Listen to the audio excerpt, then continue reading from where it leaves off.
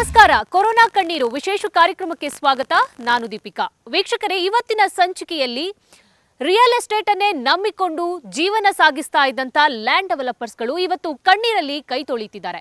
ಹಾಗಿದ್ರೆ ಅವರು ಯಾಕೆ ಈ ರೀತಿ ನರಕ ಯಾತನೆಯನ್ನ ಪಡ್ತಿದ್ದಾರೆ ಅನ್ನೋದನ್ನ ಹೇಳ್ತೀನಿ. ಆದ್ರೆ ಅದಕ್ಕಿಂತ ಮುಂಚೆ ನಮ್ಮ ವಿಡಿಯೋ ನಿಮಗೆ ಇಷ್ಟ ಆಗಿದ್ದಲ್ಲಿ ಲೈಕ್ ಮಾಡಿ, ಕಾಮೆಂಟ್ ಮಾಡಿ, ಶೇರ್ ಮಾಡಿ. ಚಾನೆಲ್ ಅನ್ನ ಸಬ್ಸ್ಕ್ರೈಬ್ ಮಾಡದಿದ್ದಲ್ಲಿ ಸಬ್ಸ್ಕ್ರೈಬ್ ಮಾಡಿ, ಬೆಲ್ ಬಟನ್ ಅನ್ನ ಒತ್ತಿ.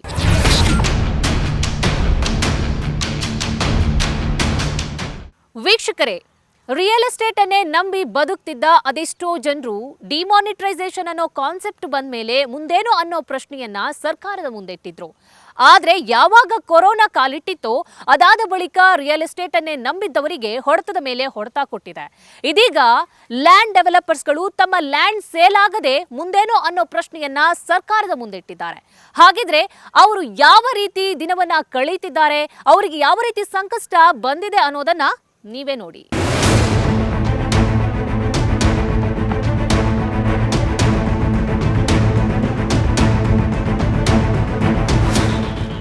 ಬೆಂಗಳೂರು ಅನ್ನೋ ಹೈಟೆಕ್ ಸಿಟಿಯಲ್ಲಿ ತಲೆ ಎತ್ತಿರೋ ಹೈಟೆಕ್ ಬಿಲ್ಡಿಂಗ್ಗಳು ಒಂದಾ ಎರಡ. ದಿನಕ್ಕೊಂದರಂತೆ ಡಿಫರೆಂಟ್ ಸ್ಟೈಲ್, ಡಿಫರೆಂಟ್ ಲುಕ್ನ ಬಿಲ್ಡಿಂಗ್ಗಳ ನಿರ್ಮಾಣ ಕಾರ್ಯ ಭರ್ಜರಿಯಾಗಿ ನಡೀತಾ ಇತ್ತು. ಇದರಿಂದ ರಿಯಲ್ ಎಸ್ಟೇಟ್ ಅನ್ನೇ ನಂಬಿಕೊಂಡು ಜೀವನ ಸಾಗಿಸ್ತಾ ಇದ್ದವರು ತಮ್ಮ ಕೆಲಸದ ಜೊತೆಗೆ ಕಾರ್ಮಿಕರಿಗೆ ಕೆಲಸವನ್ನ ಕೊಡ್ತಾ ತಾವು ನೆಮ್ಮದಿಯಿಂದಲೇ ಜೀವನ ಸಾಗಿಸ್ತಾ ಇದ್ರು.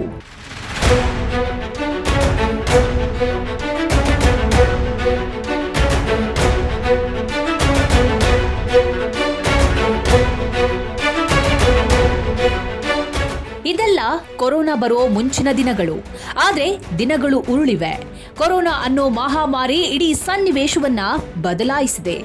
ಯಾವಾಗ ಕೊರೋನಾ ಅನ್ನೋ ಮಹಾಮಾರಿ ದೇಶಕ್ಕೆ ಕಾಲಿಟ್ಟು ತನ್ನ ಅಟ್ಟಹಾಸವನ್ನ ಮೆರೆಯೋದಕ್ಕೆ ಶುರು ಮಾಡಿತ್ತೋ ಆಗ ಮೊದಲಿಗೆ ಏಟು ಬಿದ್ದಿರೋದೇ ರಿಯಲ್ ಎಸ್ಟೇಟ್ ಬಿಸ್ನೆಸ್ಗೆ.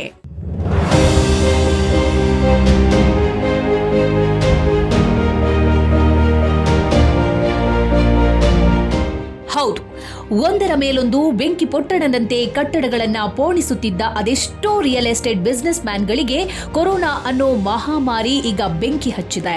ಇದರಿಂದ ಸಾಲು ಸಾಲು ಕಟ್ಟಡ ನಿರ್ಮಾಣಗಳು ಅರ್ಧಕ್ಕೆ ನಿಂತು ಹೋಗಿದ್ದಲ್ಲದೆ ಹಲವರ ಊಟವನ್ನ ಕಿತ್ತುಕೊಂಡಿದೆ. ಕೊರೋನಾ ಭಾರತಕ್ಕೆ ಜನವರಿಯಲ್ಲಿ ಬಂದರೂ ಕೂಡ ಮಾರ್ಚ್ 24 ಲಾಕ್ಡೌನ್ ಆಯಿತು. ಅಲ್ಲಿ ತನಕ ಸ್ವಲ್ಪ ಮಟ್ಟಿಗೆ ಕೆಲಸಗಳು ನಡೀತಾ ಇತ್ತು. 24ಗೆ ಲಾಕ್ಡೌನ್ ಆಗಿದ ತಕ್ಷಣ ಈ ಕನ್ಸ್ಟ್ರಕ್ಷನ್ ಇಂಡಸ್ಟ್ರಿಯಲ್ಲಿ ಇರ್ತಕ್ಕಂಥವರು 90% ಎಲ್ಲ ಔಟ್ಸೈಡ್ ಸ್ಟೇಟ್ನವರು.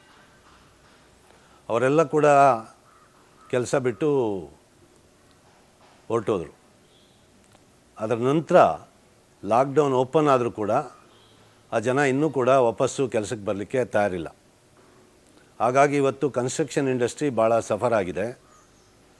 ಕರ್ನಾಟಕದಲ್ಲಿ ಕನ್ಸ್ಟ್ರಕ್ಷನ್ ಇಂಡಸ್ಟ್ರಿಯಲ್ಲಿ ಕೆಲಸ ಮಾಡ್ತಕ್ಕಂಥ ಕಾರ್ಮಿಕರು ಭಾಳ ಕಡಿಮೆ. ಆ ಕಾರಣಕ್ಕಾಗಿ ಇವತ್ತು ಏನು ಬಿಲ್ಡರ್ಸ್ದು ಪ್ರಾಜೆಕ್ಟ್ಸು ಎಲ್ಲ ಅರ್ಧಕ್ಕೆ ನಿಂತಿದೆ.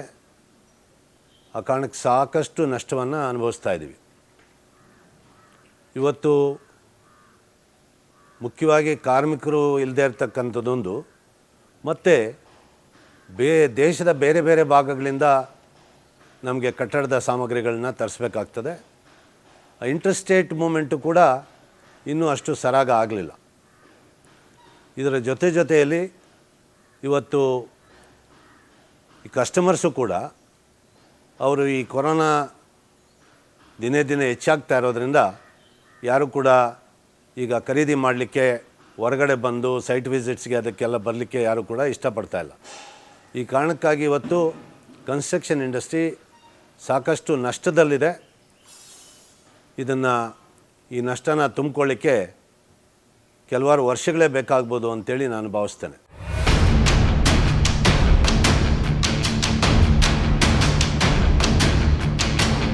ಕೊರೋನಾ ಅನ್ನೋ ಕಿಲ್ಲರ್ ವೈರಸ್ ಕೇವಲ ಲ್ಯಾಂಡ್ ಡೆವಲಪರ್ಸ್, ಕನ್ಸ್ಟ್ರಕ್ಟರ್ಗಳಿಗೆ ಮಾತ್ರವಲ್ಲದೆ ರಿಯಲ್ ಎಸ್ಟೇಟ್ನಲ್ಲಿ ದಿನಕೂಲಿ ಸಂಬಳವನ್ನ ನಂಬಿ ಬದುಕುತ್ತಿದ್ದ ಲಕ್ಷಾಂತರ ಕೂಲಿ ಕಾರ್ಮಿಕರ ಜೀವನವನ್ನ ಮೂರಾಬಟ್ಟೆ ಮಾಡಿದೆ. ರಿಯಲ್ ಎಸ್ಟೇಟ್ ಅನ್ನೇ ನಂಬಿ ಬದುಕುತ್ತಿದ್ದ ಅದೆಷ್ಟೋ ಕಾರ್ಮಿಕರು ಇದೀಗ ತಮಗೆ ಕೆಲಸವಿಲ್ಲದೆ, ಕೂಲಿಗೆ ಕಾಸಿಲ್ಲದೆ ಜೀವನ ಸಾಗಿಸಲು ಒದ್ದಾಡ್ತಿದ್ದಾರೆ.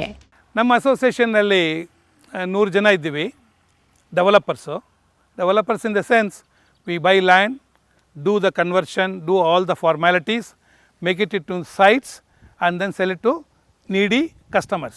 That's what we are doing. Before Corona, things were moving, not at the speed at which we expected, but it was moving good. After Corona, the whole thing has come to a standstill.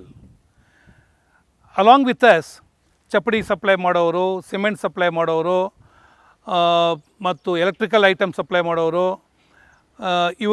ಇವರ ಎಲ್ಲ business almost ನಿಲ್ ಆಗಿದೆ ಕರೋನಾದಿಂದ. ಮತ್ತು ನಮ್ಮ customers advance ಕೊಟ್ಟವರು ರಿಜಿಸ್ಟ್ರೇಷನ್ಗೆ ಬರ್ತಾಯಿಲ್ಲ. ಹಲವಾರು ಕಾರಣಗಳು ಹೇಳ್ತಾ ಇದ್ದಾರೆ. ಒಂದು, ಅವರ ಜಾಬ್ ಹೊರಟೋಗಿದೆ, ಸ್ಯಾಲ್ರಿ ಬರ್ತಾ ಇಲ್ಲ, ಮತ್ತು ಕರೋನಾ ಇರೋದರಿಂದ ಅವರಲ್ಲಿ ಅಫೆಕ್ಟ್ ಆಗಿದ್ದಾರೆ. ಈ ಕಾರಣಗಳಿಂದ ರಿಜಿಸ್ಟ್ರೇಷನ್ನು ಆಗೋದು ಬಹಳ ಕಡಿಮೆ ಆಗಿದೆ, ಆಲ್ಮೋಸ್ಟ್ ನಿಲ್ ಆಗಿದೆ. ಹಾಗಾಗಿ ನಮ್ಮ ಉದ್ದಿಮೆ ಭಾಳಷ್ಟು ಪ್ರಾಬ್ಲಮ್ನಲ್ಲಿ ನಿಂತಿದೆ. ಈ ನಮಗೆ ಸಪ್ಲೈ ಮಾಡೋರೆಲ್ರಿಗೂ ಅವರ ಬಿಸ್ನೆಸ್ಸು ಹೊಡೆತ, ಅದರ ಜೊತೆಗೆ ನಮ್ಮ ಪ್ರಾಬ್ಲಮ್ಮು ಹೀಗಾಗಿದೆ. ಇದಕ್ಕೆ ಮೇಯ್ನ್ ಕಾರಣವೇ ಕರೋನಾ ಬಂದಿರೋದ್ರಿಂದ ನಾವು ವೆಯ್ಟ್ ಮಾಡ್ತಾ ಇದ್ದೀವಿ. ಇದರಿಂದ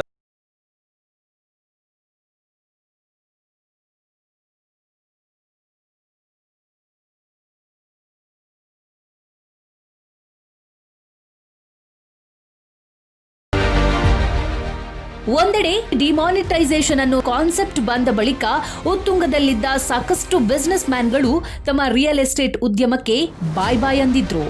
ಇನ್ನು ಕೆಲ ಉದ್ಯಮಿಗಳು ತಾವು ಮಾಡಿರೋ ಸಾಲವನ್ನ ತೀರಿಸಲು ರಿಯಲ್ ಎಸ್ಟೇಟ್ ಬಿಸಿನೆಸ್ನಲ್ಲಿ ಮುಂದುವರಿಯೋ ಅನಿವಾರ್ಯತೆಯೂ ನಿರ್ಮಾಣವಾಗಿತ್ತು.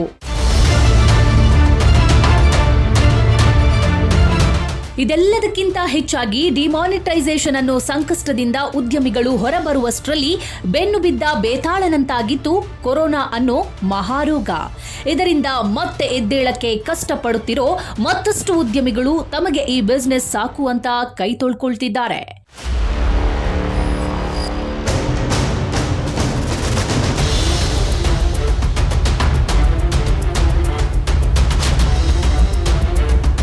ಕೊರೋನಾ ಅನ್ನೋ ಮಹಾಮಾರಿಗೆ ಬೆಂದು ಬೇಸತ್ತಿರೋ ಉದ್ಯಮಿಗಳು ಒಂದೆಡೆ ಸಾಲವನ್ನು ತೀರಿಸಲಾಗದೆ, ಇತ್ತ ಕಟ್ಟಡವನ್ನು ಪೂರ್ಣಗೊಳಿಸಲಾಗದೆ, ತಮ್ಮ ನೋವನ್ನು ಹೇಳಿಕೊಳ್ಳಲಾಗದೆ ನರಳಾಡ್ತಿದ್ದಾರೆ. ಜೊತೆಗೆ ತಮಗೆ ಜೀವನವೇ ಸಾಕು ಅಂತ ಲೈಫ್ಗೆ full stop ಇಡ್ತಿದ್ದಾರೆ.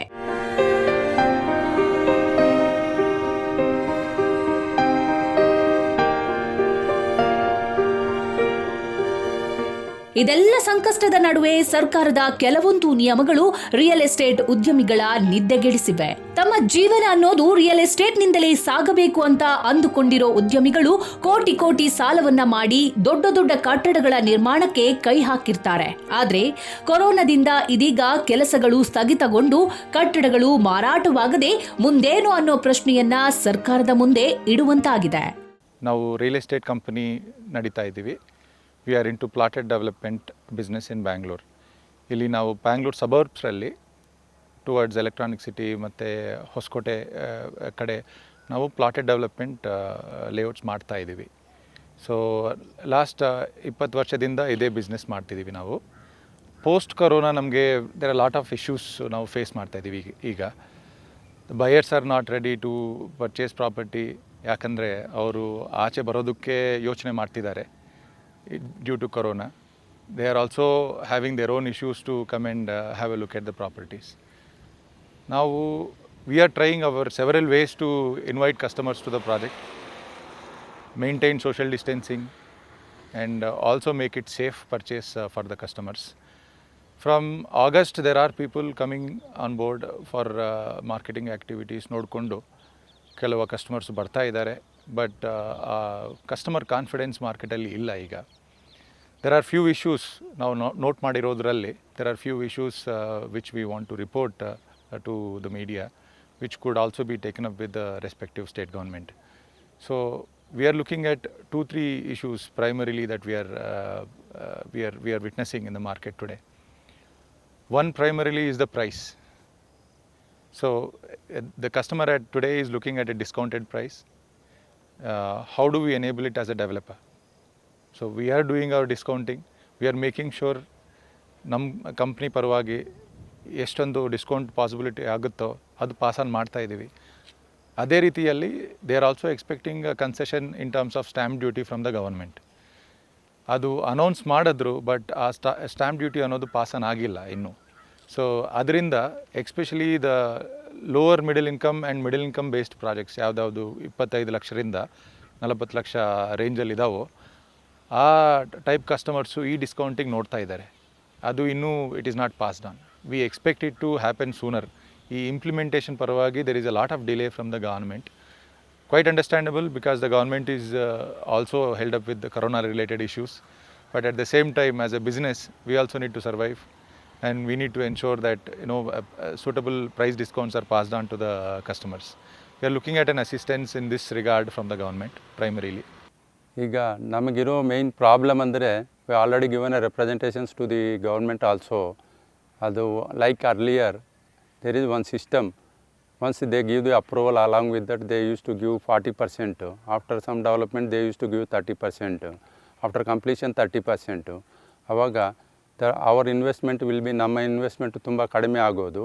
At the same time customer also will get less price actually. That was cancelled by the government earlier. Now anyhow RERA is there is no need of that restrictions from the government. 100% develop ಆದಮೇಲೆ we have to sell it ಅಂತ. It is not, customer also will lose. At the same time government also will get the revenue once they release the 40%. If they sell that sites, that revenue also increase to the government actually.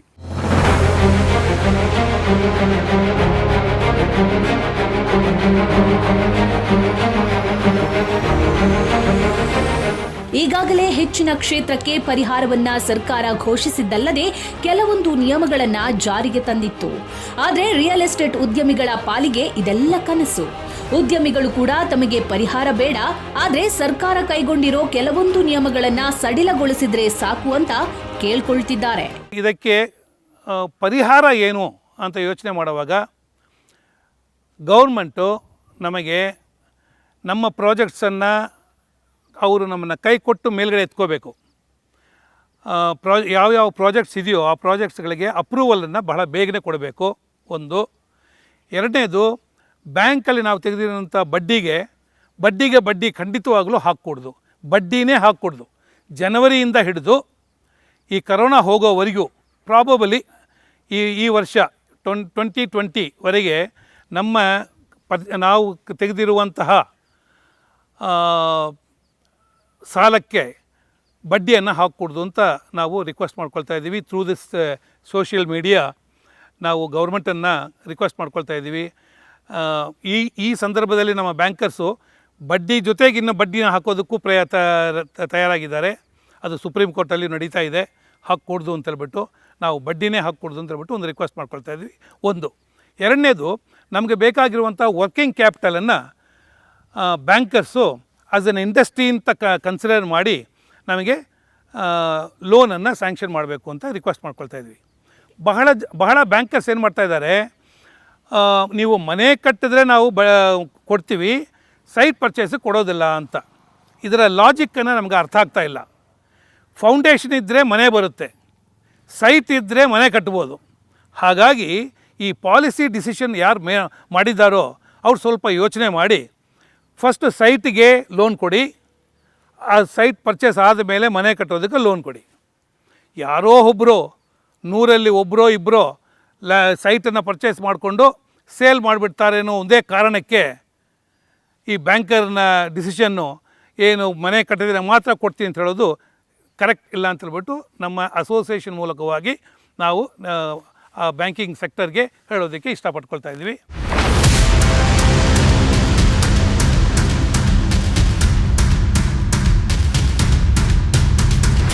ಸರ್ಕಾರದ ಕೆಲ ಸಂಕಷ್ಟದ ನೀತಿಯಿಂದ ಬೆಂಗಳೂರಿನಲ್ಲಿರೋ ಅದೆಷ್ಟೋ ಕಟ್ಟಡಗಳು ನಿರ್ಮಾಣ ಹಂತದಲ್ಲೇ ಇದೆ. ಮಾತ್ರವಲ್ಲ, ಸಮಾಜಕ್ಕೆ ಉದ್ಯಮಿಗಳು ಸಾಕಷ್ಟು ಕೊಡುಗೆಯನ್ನ ನೀಡ್ತಿರೋದಕ್ಕೂ ಈಗ ಬ್ರೇಕ್ ಬೀಳುವಂತಾಗಿದೆ. ಒಟ್ಟಾರೆ ತಮಗೆ ಜೀವನ ಸಾಗಿಸಲು ಕಷ್ಟ ಎನ್ನುವಾಗ ಹೇಗೆ ಕಾರ್ಮಿಕರಿಗೆ ಕೆಲಸ ಕೊಡ್ಲಿ ಅನ್ನೋದೇ ಉದ್ಯಮಿಗಳ ಪ್ರಶ್ನೆ. ದೀಪಿಕಾ, ವಿಜಯ ಟೈಮ್ಸ್, ಬೆಂಗಳೂರು. ನೋಡಿದ್ರಲ್ಲ ವೀಕ್ಷಕರೇ, ಇದು ಸದ್ಯ ರಿಯಲ್ ಎಸ್ಟೇಟ್ ಅನ್ನೇ ನಂಬಿ ಬದುಕ್ತಾ ಇರುವವರ ಸಂಕಷ್ಟದ ಜೀವನ. ಇನ್ನಾದರೂ ಸರ್ಕಾರ ಎಚ್ಚೆತ್ತು ಇವರ ಸಮಸ್ಯೆಗೆ ಪರಿಹಾರ ಒದಗಿಸಲೇಬೇಕು. ಇಲ್ಲವಾದಲ್ಲಿ ಅದೆಷ್ಟೋ ಜನರು ತಮ್ಮ ಉದ್ಯೋಗವನ್ನ ಕಳೆದುಕೊಳ್ಳೋದ್ರಲ್ಲಿ ನೋ ಡೌಟ್. ಇದೇ ಇವತ್ತಿನ ವಿಶೇಷ. ಇಂತಹ ಇನ್ನಷ್ಟು ಸುದ್ದಿಗಾಗಿ ನಮ್ಮ ಚಾನೆಲ್ ಅನ್ನ ಲೈಕ್ ಮಾಡಿ, ಕಾಮೆಂಟ್ ಮಾಡಿ, ಶೇರ್ ಮಾಡಿ. ಚಾನೆಲ್ ಅನ್ನ ಸಬ್ಸ್ಕ್ರೈಬ್ ಮಾಡದಿದ್ದಲ್ಲಿ ಸಬ್ಸ್ಕ್ರೈಬ್ ಮಾಡಿ, ಬೆಲ್ ಬಟನ್ ಅನ್ನ ಒತ್ತಿ.